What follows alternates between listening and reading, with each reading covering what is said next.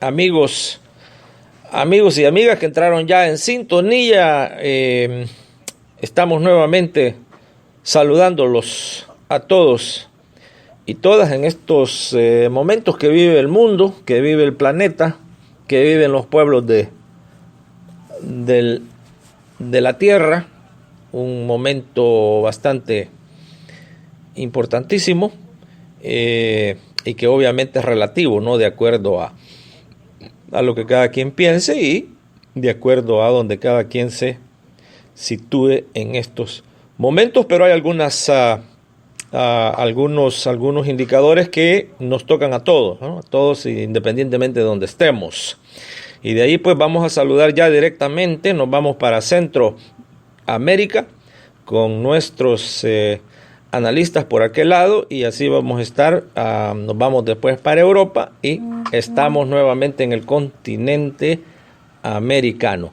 Vamos a saludar a nuestros analistas allá en Centroamérica y ya en honor al tiempo nos vamos directo a lo que es la agenda, que sería tocar puntos, entre otros, o se consolida un movimiento amplio nacional que incluya a ese 60 o 70% de la población salvadoreña que ha estado excluida de todos los beneficios políticos, económicos, sociales, culturales del país, o se forma un partido político que de igual manera incluya a ese 60-70% de la población, que ha quedado bien claro que es el porcentaje que está de espectador, que está de aficionado y que está de víctima.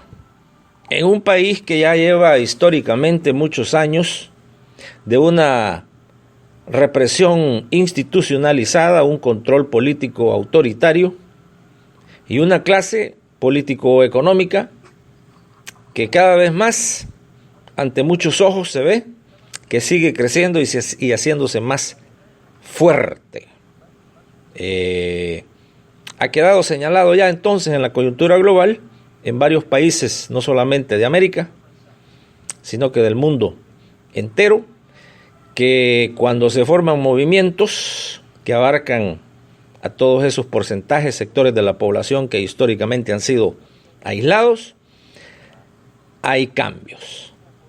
Y el último que se puede mencionar, se pudiera decir lo que pasó en varios países a nivel global, en donde la sociedad civil sale, pero como dicen nuestros analistas, especialmente en el caso salvadoreño, en donde la misma constitución política le dice a ese pueblo que el único instrumento a utilizarse para hacer cambios en esa sociedad son los partidos políticos. Entonces vámonos ya directo a Centroamérica. Adelante Centroamérica con sus aportes este día, que creo que van a ser más que cruciales, importantes, y una gran parte de la población está esperando por lo que les vamos a poner en este programa. Adelante.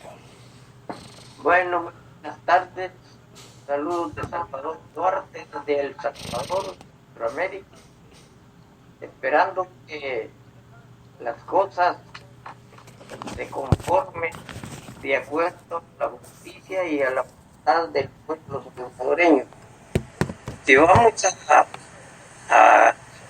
de un partido político que creo que fue el último eslabón que se marcó el martes pasado, pienso que aquí nosotros entendemos que los trabajadores sin su partido político, como decía Lenin, son como un ejército sin su comandante general.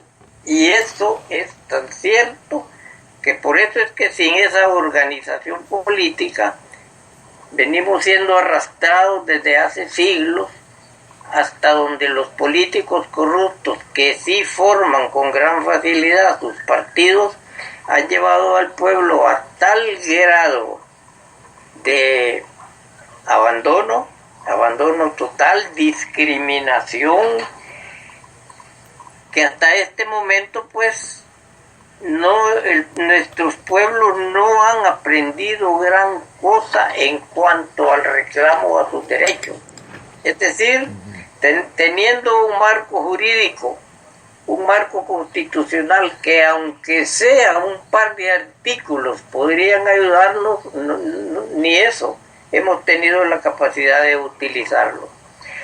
Y es que para formar un partido político tenemos que vencer primero a los mismos partidos políticos corruptos, electoreros, que serían los que se opondrían a una organización diferente, una organización política verdaderamente representativa, que conforme, que unifique, que eduque a nuestro pueblo. Entonces eso desde ningún punto de vista les conviene a los políticos que ahora gobiernan. Y ellos están amparados en la misma Carta Magna, o sea, la Constitución en su artículo 85, que les da el poder de prácticamente de ser los dueños, los amos del país. Es un artículo que para muchos, aunque la expresión no cuenta, pero realmente no encaja en la Constitución. Por no decir, es un artículo inconstitucional, porque le da demasiado poder o todo el poder a la corrupción política. De ahí viene pues ese desenfreno que hemos tenido de los políticos salvadoreños, que cada día son más corruptos. Cada día el país aumenta en el grupo de millonarios que manejan este país, pero también aumentan en millones la gente desamparada que ya no tiene ni aquel dólar que decían que tienen para comer, como mínimo algunos. La verdad es que aquí hay gran cantidad de familias que ya ni siquiera ese dólar tienen, y no hay esperanzas. La esperanza aquí está basada directamente en el cielo, que Dios va a castigar, que Dios los va a compensar a los pobres, y ahí nos hemos quedado patinando en esas ideas que son conceptos verdaderamente raros. Porque si eso fuese cierto, dejémoslo para cuando ya lleguemos al cielo, pero luchemos en esta tierra por recuperar todo lo que es derecho nuestro, y que hasta este momento hemos sido discriminados, marginados.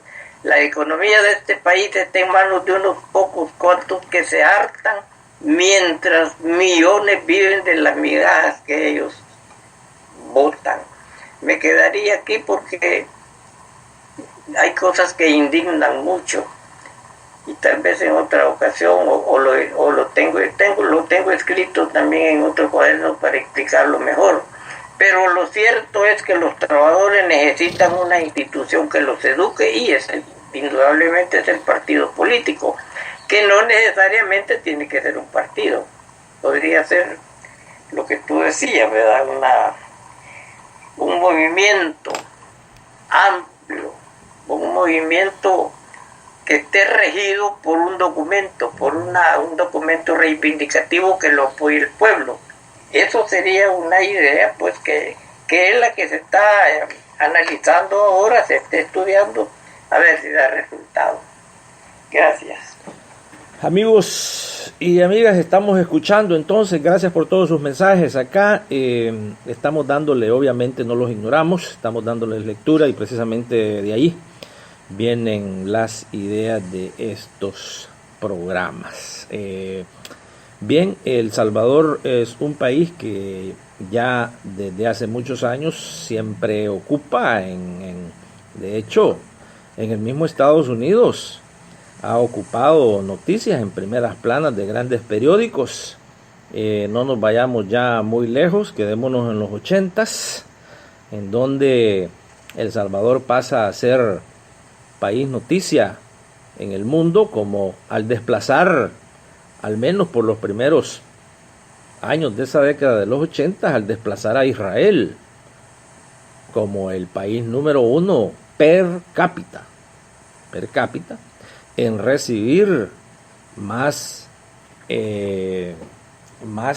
fondos militares, más ayuda militar, más pertrechos de guerra, más asesores de parte de Estados Unidos que el mismo Israel en aquellos tiempos, incluyendo a Egipto también. Entonces, de ahí la importancia que tiene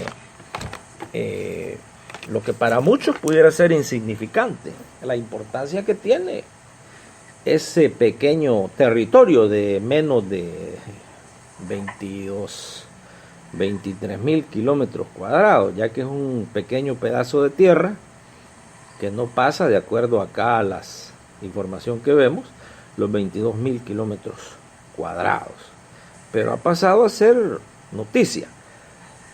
Ya en los años 80 El Salvador también pasa a hacer noticia en el hecho de que se constituye en uno de los únicos países del mundo que fue capaz de organizar a un movimiento de la sociedad civil que en momentos determinados tambaleó al gobierno. En momentos determinados logró triunfos que para muchos parecían de ciencia ficción, como es enfrentarse a una dictadura que en aquellos tiempos se le decía la dictadura militar fascistoide, a la cual fue derrotada. No solamente eso, pero es un pueblo que se enfrentó directamente al poderío de lo que en aquellos tiempos era el Estados Unidos de Ronald Reagan. Y bueno, no pudieron aplastar a ese movimiento. Tuvieron que entrar en negociaciones y obviamente hacer negocio y comprar a líderes y terminar con lo que le llamaron acuerdos de paz, que ahora, al consultar quizás con de 100 salvadoreños, más de 50 salvadoreños están de acuerdo y dirían que si ellos hubieran sabido que esto era el resultado de los acuerdos de paz, hubieran definitivamente dicho no a esos acuerdos de paz. Entonces aquí estamos, amigos y amigas, con nuestros analistas, tratando de ver ya cuál es el camino a seguir, este siglo XXI, El Salvador del siglo XXI, como fue noticia en los 80s, El Salvador del siglo XXI pueda que llegue a ser noticia en lo que resta del siglo. Y es que precisamente en estos momentos también El Salvador se ha convertido nuevamente en un ejemplo de cómo gobernar a un país en el nombre de la izquierda, pero siguiendo un programa, implementando un programa, consolidando un programa completamente de ultraderecha. Esto es algo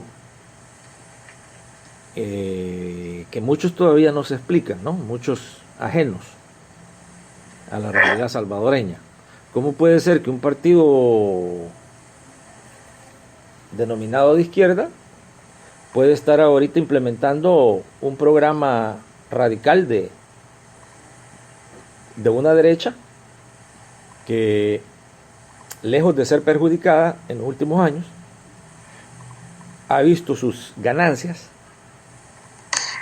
multiplicarse, como lo decía por aquí un experto, multiplicarse de tal manera que para ellos es más factible tener a un gobierno, entre comillas, de izquierda que estar gobernando ellos mismos. De hecho, ahorita las famosas 14 familias se multiplicaron y ahora son casi 200. Entonces, El Salvador es un país en donde los beneficios millonarios llegan